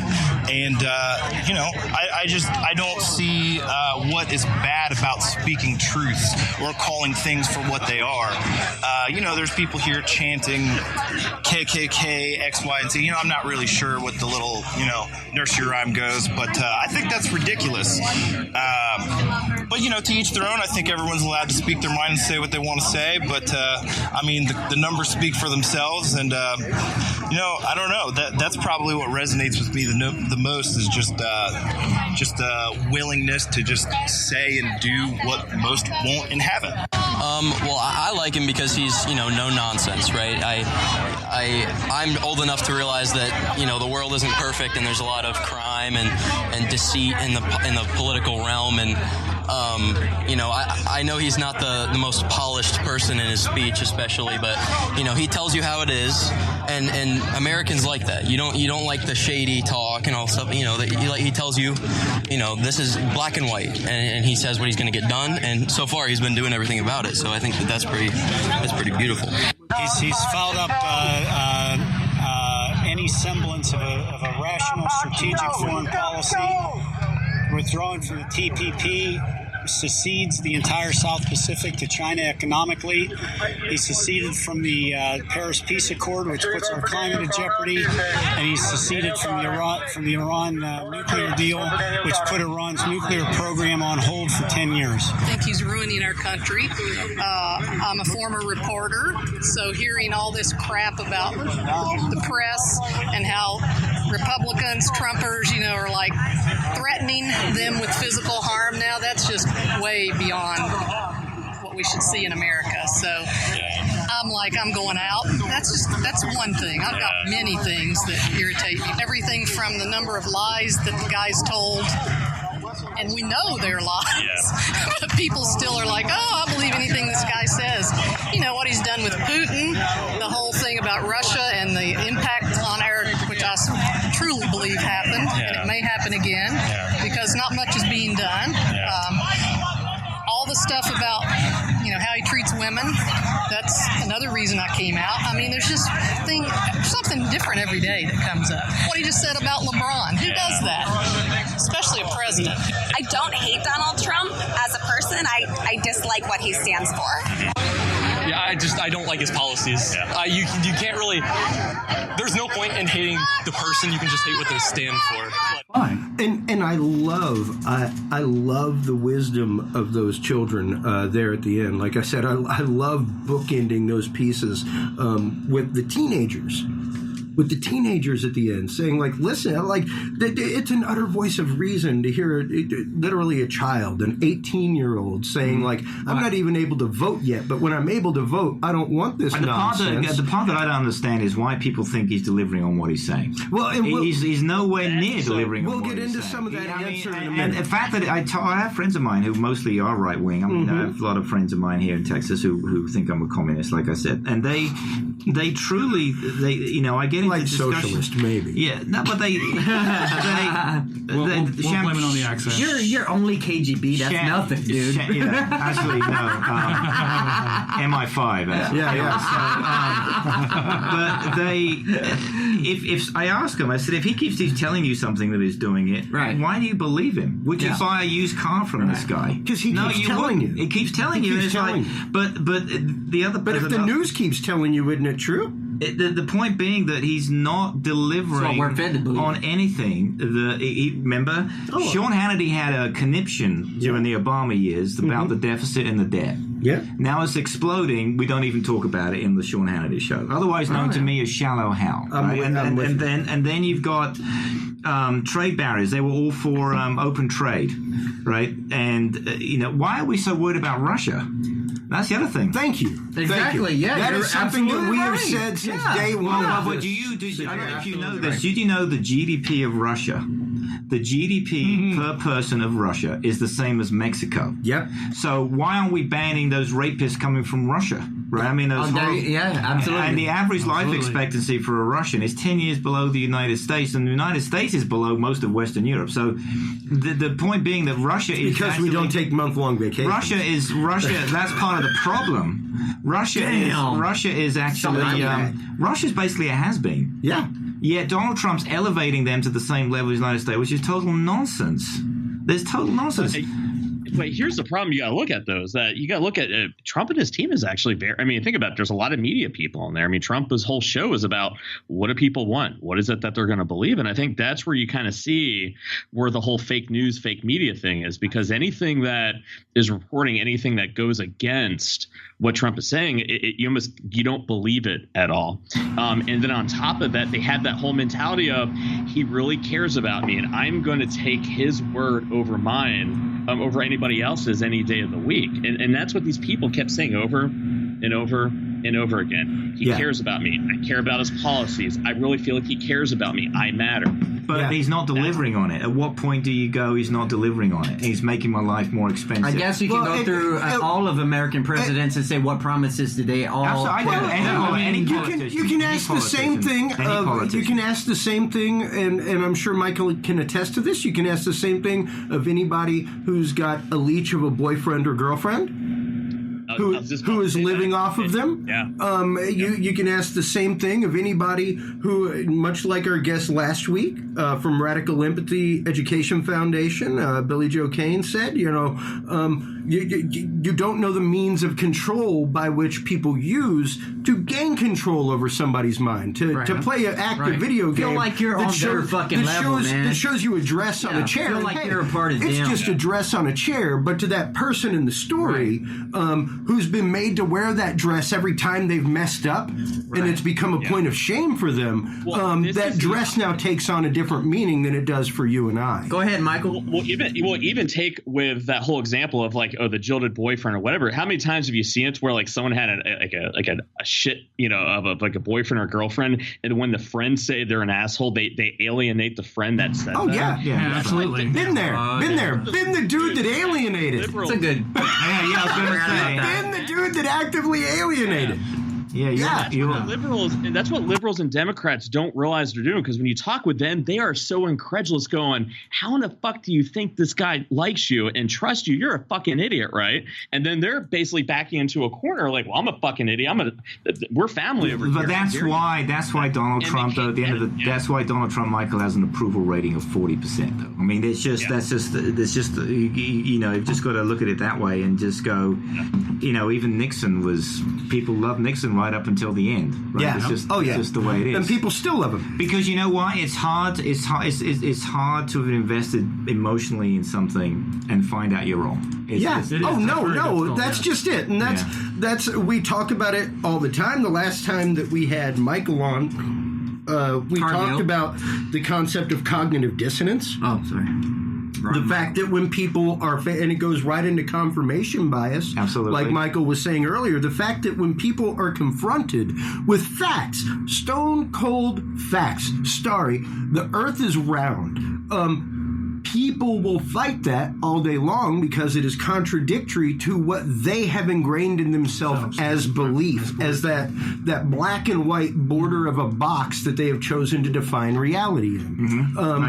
And we have this problem. That's a human nature, though, right? Yeah, absolutely. Absolutely. And that's something that I was bringing up with Amy, my wife, earlier today, was the fact that, like, we philosophically, like Michael and I have keyed in on this together. It's the fact that, like, platonically, if you look at Plato, like, we as people are striving to get out of that cave. We're striving to see a light. We're striving to see something other than what we're provided.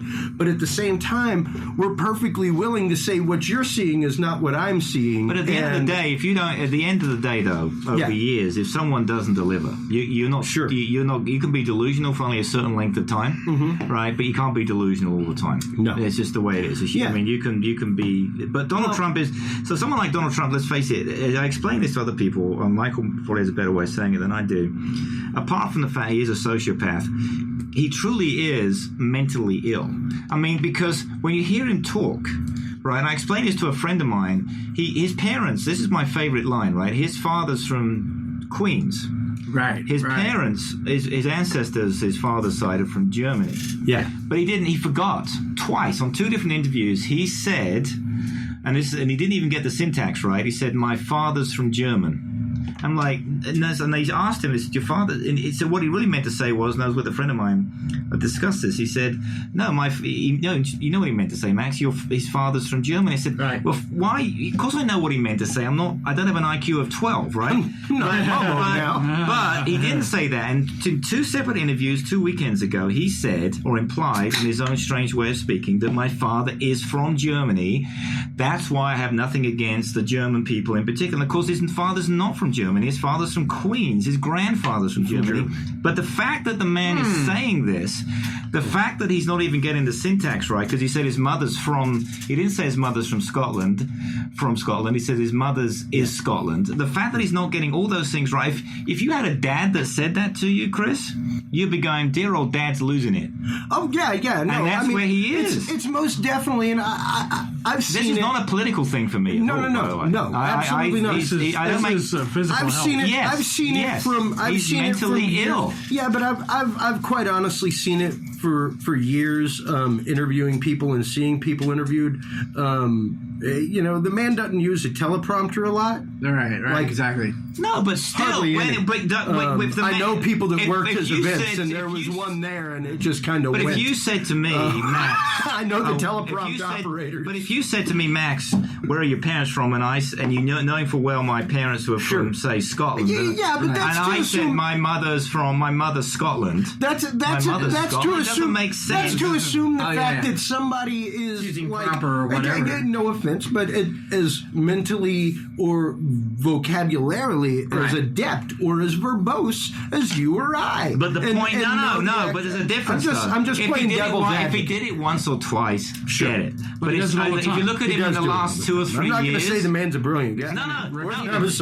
No. There's mental issues. That's the problem I have. It's not. He's ill-qualified to be president. His temperament and everything. He is literally the epitome of an angry old white guy. At the minimal, it would be like that's what he is. Well, and where would pronounce things? You know what I mean? At the minimal would be like how to form sentences. Well, that would be. They always say, right? His supporters say, Michael. Their supporters say, well, he may not be the most eloquent guy, but but that's how normal people speak. Right? No, normal people don't say my father is Scotland, right? Or my mother. They don't say that unless he was William the Bruce. Unless there's something fundamentally I can actually wrong. say I've said some fucked up shit on the podcast. You like have. That. And No. But if he's saying, but again, it's a one or two time. Yes, it's not all the time. No, there was one, and I wish I could find the clip. There was one where he's actually sitting at the cabinet table, where he's surrounded by his cabinet people, and he's reading a script. He's reading a fucking script. Oh, and he still screws it up. I forget the word. I know it began with D. He says it twice, and at the end, he realizes, because his brain's kind of slow, he realizes he's got it wrong, and he says, let's say the word's dysfunctional. Let's just say that wasn't what it was. Sure. But it might have been actually. But he doesn't. He's reading it, but he doesn't pronounce it dysfunctional. He pronounces it like dice-functional. Sure. Right. And he says it twice. At the end, he goes, "Well, dysfunctional, dice-functional. It doesn't matter how you say it," because he realized cognitively that he had said something wrong. Sure. That is why I don't think he's fit for office. Is there something mentally wrong? Well, everything is about context, though. I mean, think about. There's a great book out there called "All the President's Men," and it's all by the Secret Service agents over the years. And I think if you really, think about it. What was it? Lyndon Johnson did interviews in his underwear while sitting on the crapper. Tweets from his gold toilet. Yeah, it's the tweet. I think that Trump is the most process forwarding free associative president that we've ever had. Yes, and he puts so much out, and so there's so much to kind of look at. But there's also, think about with conspiracy theories. There's different ways of interpreting why we're seeing what it is that we are. To me, what I always hear, think about the CIA. A lot of times they don't really know exactly what's going on the inside. So it's about looking at the observable evidence that you can see, right? And what we do know with him, he doesn't like to read. He has a very short attention span. A lot of times I sit there and look at that, being from a clinician background going, the guy's probably has dyslexia. He was in a military school. His grades weren't notoriously great when he was younger. So I look at it going, it's easy to get words kind of mixed around and kind of confabulated, which is really evidenced by the guy who doesn't like to read, very short attention span. So there's different ways of interpreting these things that we're kind of seeing. Yeah, but if you just listen to how he talks now versus even 5 or 6 years ago, even if you just listen to how he talks from now, from the like deterioration. The deterioration. Yes. That's because he's getting old. No, I mean, but I listen. I mean, 71 is not that old, right? I mean, if you actually look at some other people, Paul McCartney is 76, and he can have a valid conversation. Mick Jagger can have a valid conversation. Keith Richards can do a better job. I wouldn't go that far. Keith Richards does a better job. I appreciate my British rock, but I wouldn't go as far as to say that's more coherent. Love Keith. Michael Caine is what, 84? Oh, Michael Caine is one of the most intelligent people on the planet you'll ever meet, though. He's had like 85 lives as an intergalactic fungus. But you can be he's at a different level.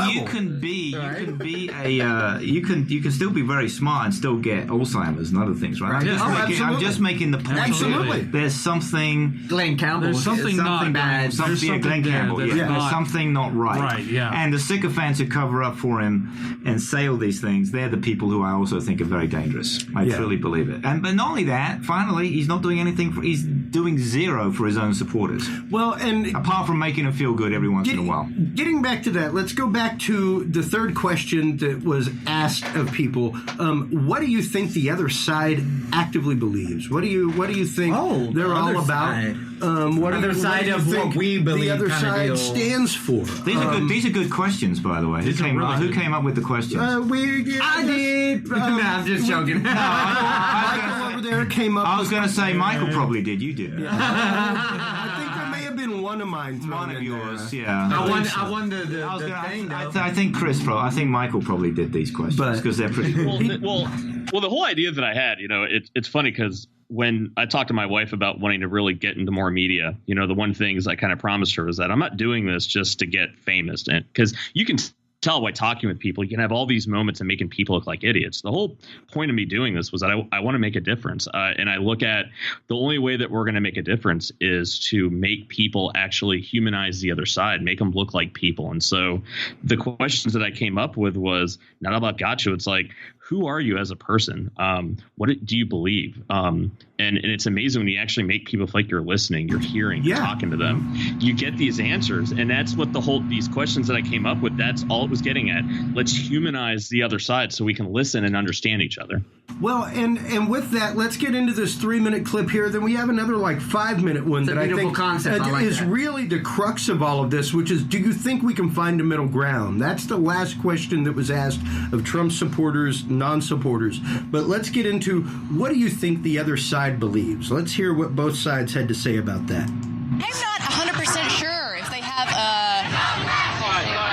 a unified message. I see stuff about Hitler, talking about the KKK, which is really ironic because the KKK was funded or started by the Democratic Party. I don't really know what they just don't like Trump. I don't know. I really don't know what else he's saying. He's a tyrant. I don't see that. I don't know. Well, I think that it's mainly against white Trump people for the most part, I would say. I feel like if you are a Trumper, I guess. If you believe in Trump, if you voted for Trump, if you're pro-Trump, I feel like it's always you're a racist white guy who believes X, Y, and Z, and I think that's nonsensical, and I think that's Marxist propaganda that's been passed down through the 7 media sources, and it's stuck. You know what I mean? They are the ones who run everything. It's all the same thing. So I think that is a tactic used to stop an argument completely and win, and that's not the point of the media. The media is just to cover what is happening. Yeah. So I would like to see that change. Racist. I think that gets to me a lot. Yeah. Because I told people today, even I was like, I'm going to the Trump rally, and they're like, "Oh, so you're racist?" No. that's just an assumption. And I think that if people would really take the time to understand where Trump supporters are coming from, they'd realize, no, we're not racist. Now, don't get me wrong, there is some really racist people that support Trump, but then again, there's some really racist people that support, say Hillary Clinton or Bernie Sanders. I mean, there's people that, race doesn't have, it's not a border, topic blanket. It kind of blocks up, anything else being said from my side, because, as soon as you throw that race card out there, it's like everything you say from that point on is very negative in a negative way. So I think once you say any mention of being a Trump supporter, you're automatically coined a racist, or your opinion doesn't matter. So I think that is kind of useless. I'll be perfectly honest with you. I think that's perfectly. I don't think you're going to get far with that. At this point, Donald J. Trump could find a cure for cancer, and they'd have a problem with that. That's exactly the way I feel. I think one of the things you have to look at is that in the last presidential election, you had the two most flawed candidates ever to run for president at the same time.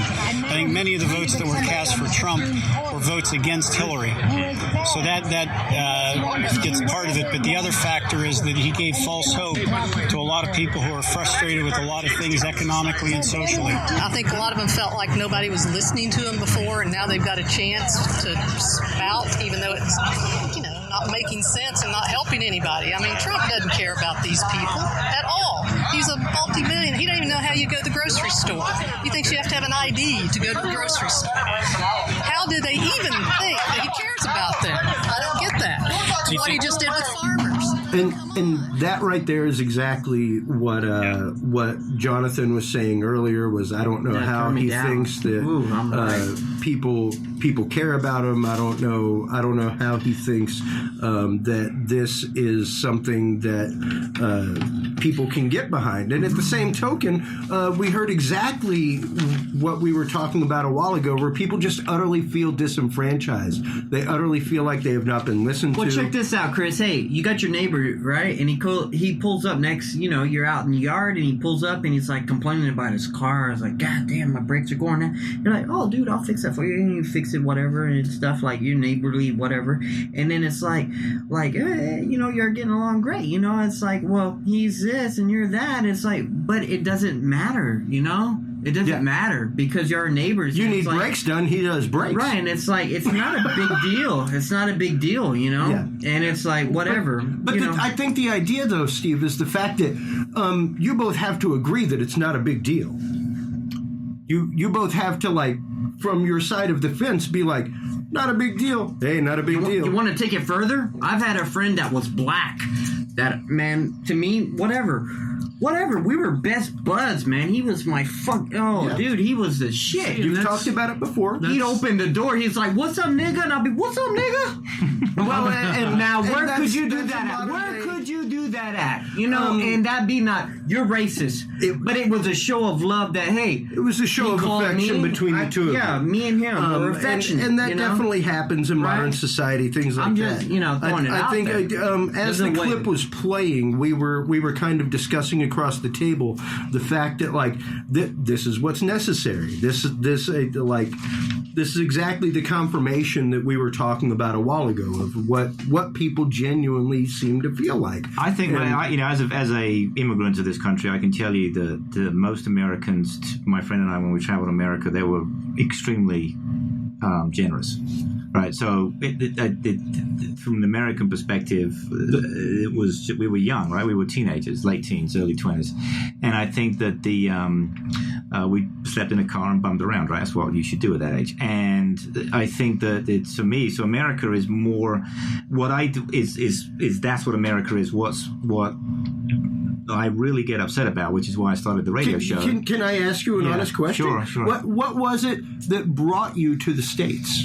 Oh, when you're 19 or 21, whatever, I forget our age, we were like... It's the United States. Yeah, we were just bumming around, and we were here for 9 months. The bestest of years, probably. Well, we were here for 9... Well, long story short, we're in New York. We worked in the city. We ended up going into Canada, got mistaken for drug runners, ended up with a hippie commune, or whatever they called it back in Nashville, Tennessee. I forget. And we went back to the U.S., to the UK, and decided we were in Houston, and we had this old car which we bought, so we could sleep in it, and we ended up decided to come back mainly because of the women. Nice. California girls. Hey, that was pretty much it. I like the way Max thinks. I just find so I married stories. a cheerleader. You know, I think that's okay. That's acceptable, isn't it? Okay. That's the American dream. I think it's interesting to hear people's story as to why they came to the United States, why they chose to stay here. Well, I mean, I have a home in the UK, right? It's just it was just that I started a business here. Yeah. You know, well, what are you going to do? Leave your baby behind? Right, I didn't go to college or anything. I started a business that was successful. We employed hundreds of people, and I sold it, and then life moves on. But I think for me though, my point in raising all that is when I look at that and I listen to shallow people like Trump and Shallow Hal and Jones and of course Ted Cruz, they're not doing anything for their people. That's the part that really upsets me. That part really upsets me. That's what this movement is about. I think politicians for so long were almost banking on people being idiots that, okay, I'm going to say all this stuff to get elected. You don't really know what's going on. We're going to get you guys to fight with each other. And that's how it is. Right. And then now finally people are sitting there going, you know what? No one gives a shit about me. It's like no one gives a shit about me. Well, that's what Donald Trump tapped into, though, right? Yeah. I mean, that's what Donald Trump and like Richard just said off mic, like that's what social media is for. But that was my point, though, is that you just because you pander to people, you should at that point, if you're being, I hate being pandered. When people vote for me, I said, don't pander to me. I'm a big boy. Tell me the truth. Obviously, Donald Trump just be strong. Wants to be pandered to. The truth is the best. But the thing is, I'm just coming back to Republican or Democrat. I don't care. Right. When I look at the results, the middle class is getting screwed. Well, exactly. Pretty much it. And with that, I really want to get into the last part. I really want to get into the last question because I know you have to go. Yes, I have to go. And this is about a 3-minute clip before the real juice of it. But I really want to get to what the former general had to say. Okay. Because when you're talking about finding a middle ground and what it's going to take for us as a people, us as a country, us as red and blue states, supposedly, quote unquote, with my air quotes here, what is it going to take for us? And let's see what both sides had to say about that. I think for the fringe right and the fringe left, probably not. I think there's a lot of us that are more centrist than we admit that would like to see stuff get done or willing to compromise on some things. But I think that if we focused on things the federal government's supposed to do, like national security is actually one of the main jobs of the federal government. If we can get behind that message and our economy, I think that more people could support the president. I think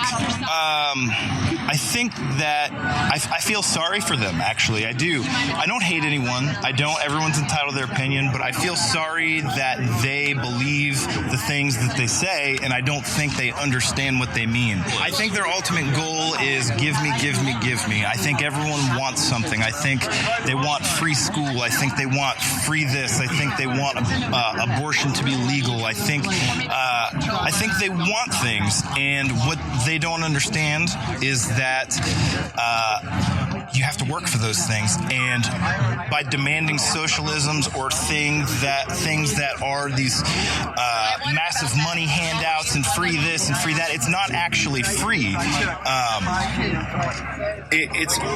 It's more of a I'm going to take from this person to give to this person, and I think that's theft.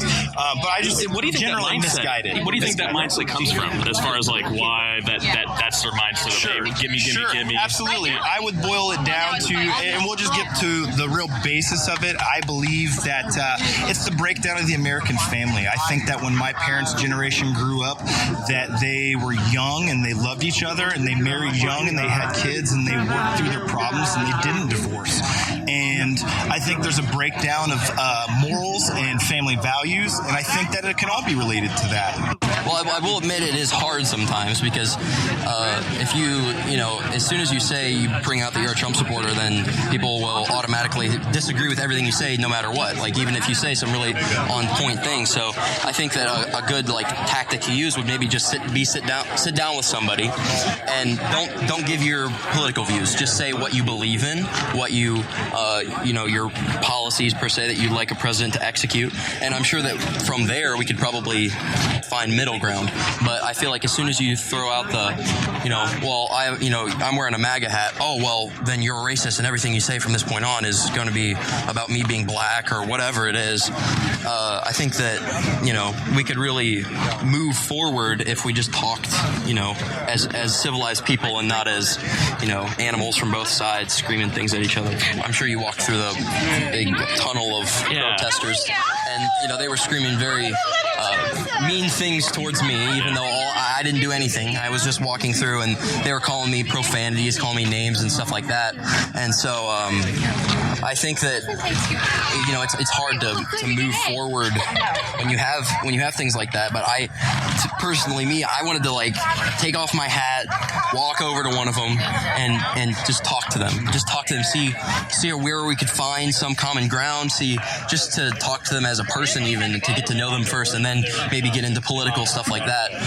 Because I just think that's very interesting to see where other people are coming from on issues that are so split between us. I'm probably a little crazy, but I'm going to throw something out at you that I've been thinking for a long time, and I honestly think we're getting to the point where, say 30, 40 years from now, you literally are going to have red states and blue states, and people that are conservatives are going to move to those red states where there's lower taxes and lower social programs, and people in blue states are going to move to where they want to pay more taxes and have more social programs. I really think that that's where we're headed.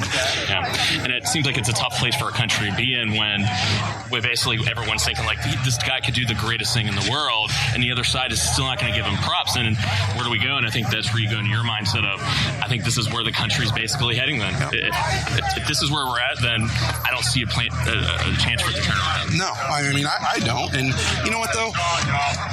As long as I know that I'm doing the right thing, I'm just going to keep going to the ballot box and voting the way that I think is best for this country. And I'm going to let people that, want to call me names from the side of the road or key my car because I have a bumper sticker, they're insignificant fools in my book. I think they're coming. I think many of them are coming to understand what the situation is and the false promises that were created. But it's difficult for people to change their view and admit that they might have been wrong and might have been sold a bill of goods. It's human nature. I think there's an absence of fact-based dialogue in the United States, and it's very concerning to me. On both sides, the tribalism and the factionalism is alarming, and I think a lot of people are digging in. I think, unfortunately, that a crisis may have to develop before we unite. Yeah. It's unfortunate, but I think that may be the case. There's a lot of purple, and I think that you're seeing some districts, some parts of the country flip. But I don't know that there's a clear path to unity other than crisis. Talk to one of these guys over here and say, let's talk about what we've got in common, because I think we do have more in common than what's driving us apart. What's interesting when I talk to them about, a lot of times they echo the same exact thing of, hey, I want to talk, but then they kind of go, well, they're shouting at us, we didn't do that to them. How do we break that dynamic? Almost like gang warfare, where you did this to our guys, we're going to do this to you. How do we break that? That's just little people. Yeah.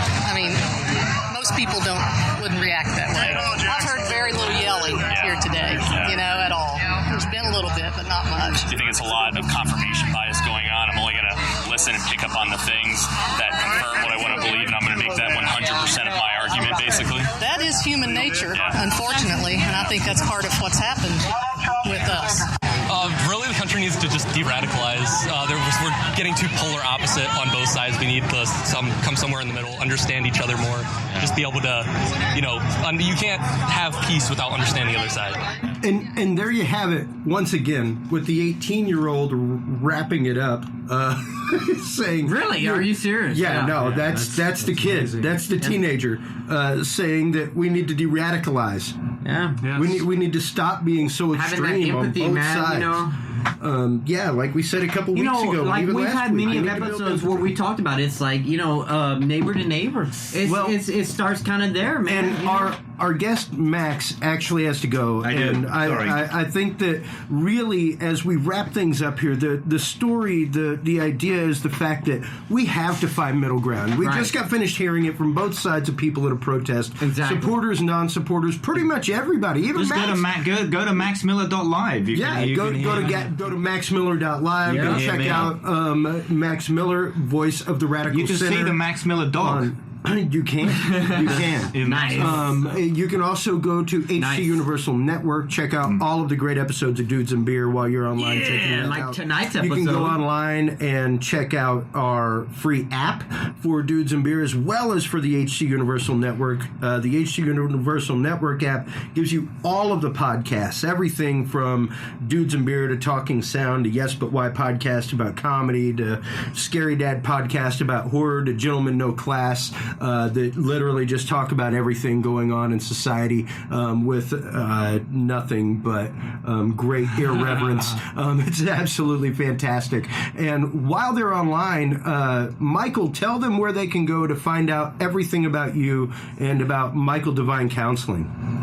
You can go to michaeldivinecounseling.com. You can go to my business consulting site, divinetalentconsulting.com. Got some great blogs up there. And then what do you say? About a month or two, going to find us on Gray Matters, probing the depths of the in-between on the HC Universal Network. So that's right. Keep an eye out for that, that's where you can find me, guys. And of course, Richard, where can everybody go to find great video content, great audio content, all of the stuff from HC Universal, of course, is there as well. Where can people go? And everybody can find us, all the content from Christopher and Michael and everybody else that's on the HC Universal Network. You can find them at breach.tv. That's BREACH.TV, like television. Yeah. And So on that note, everybody, thank you so much, Michael. Thank you so much for once again taking the time. Thank you so much for taking the time to go out this weekend and get those great interviews that really made the show tonight. Yeah, great interviews, Max Miller, thank you so much for finally joining the podcast. Thank you for having me. After like a year or so, finally. Yes, Richard, thank you for joining us again. Until next time, everybody, if you can't be good, be good at it. We'll talk to you soon. Bye-bye. Thanks for listening to this episode of the Dudes and Beer Podcast. To listen to our audio streams or chat with us live, download the official Dudes and Beer app for Android and iDevices, available on Google Play and iTunes markets. For more episodes, content, and information, visit us online at dudesandbeer.com. You can also find our episodes on Breach.tv, iHeartRadio, Spreaker, SoundCloud, iTunes, YouTube, Stitcher, or your favorite podcast service. Dudes and Beer is a proud member of the HC Universal Network family of podcasts.